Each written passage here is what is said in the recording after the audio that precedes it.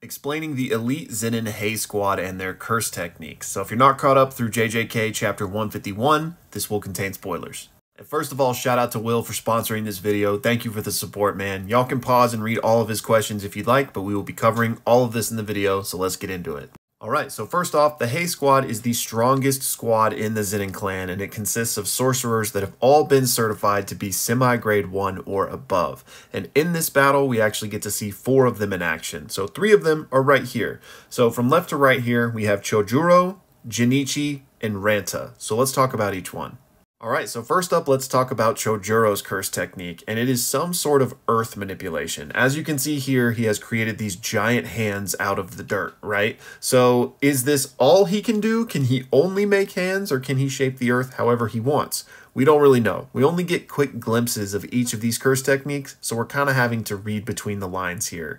Now, other than, doing this, there is a comment made that they are surprised Maki can move after being hit by this. So is that simply a comment on, this was a strong attack, how is she still going? Or could there perhaps be another element to this curse technique that does something when you're struck by it? I don't know. I would guess it's probably the former. They're just surprised that, after getting swatted, she's okay. But yeah, Chojuro has some form of earth manipulation. So next up, we've got Ranta, and I'm not sure if that's how you pronounce it. Y'all feel free to correct me in the comments, but his curse technique is some sort of paralyzing gaze. As you can see in this panel down here, he manifests these giant eyes that appear behind Maki and prevent her from moving. Now, I'm not sure if everyone can see these giant eyes that appear, but at the very least, Maki can see them, and they make her unable to move. They basically coat her in cursed energy that immobilizes her. However, it's not permanent or invulnerable because Maki is able to kind of like strength through it and break this gaze. And interestingly, her doing this, that actually reflects damage back on Ranta himself. It's not pretty. And then next up, we've got Jinichi, and as you can see, his curse technique is to manifest a bunch of these fists to basically volley a bunch of attacks at you. But they're not just normal punches. These are actually like highly destructive because the area he throws this at just gets completely leveled.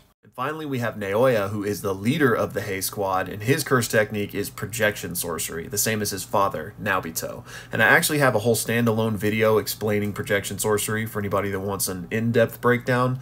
But essentially how it works is he can break down his movement into 24 FPS, or frames per second. And he can also apply that rule to his opponents if he's touching them. So by using this, he can go real fast, and he can confuse his opponents if he uses it on them, right? So when Maki is fighting him, Will asked for a breakdown of kind of what was going on here.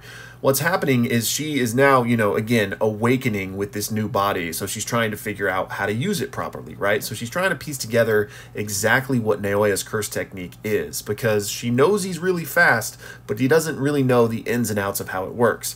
So here we have her counting, and this is basically her like piecing together how this works. And here he touches her, so he's going to be activating the technique on her. And so to start the fight off, Maki is really struggling because she's still trying to figure all of this out, which leads to the moment where she just takes the sumo stance and waits for him to approach her.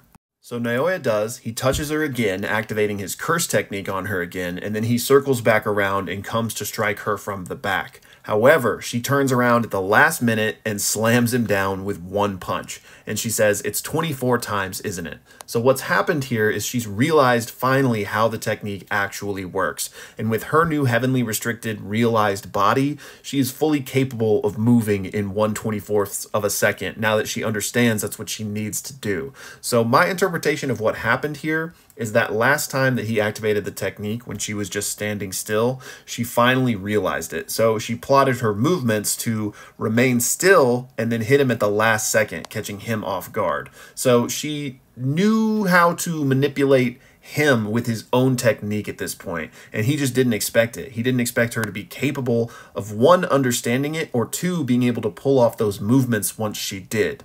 But she clearly is built different. So Will, great name by the way. I hope that helped clear things up for you. Thank you so much for the support. And to everybody else, thanks for watching, and I'll see you soon.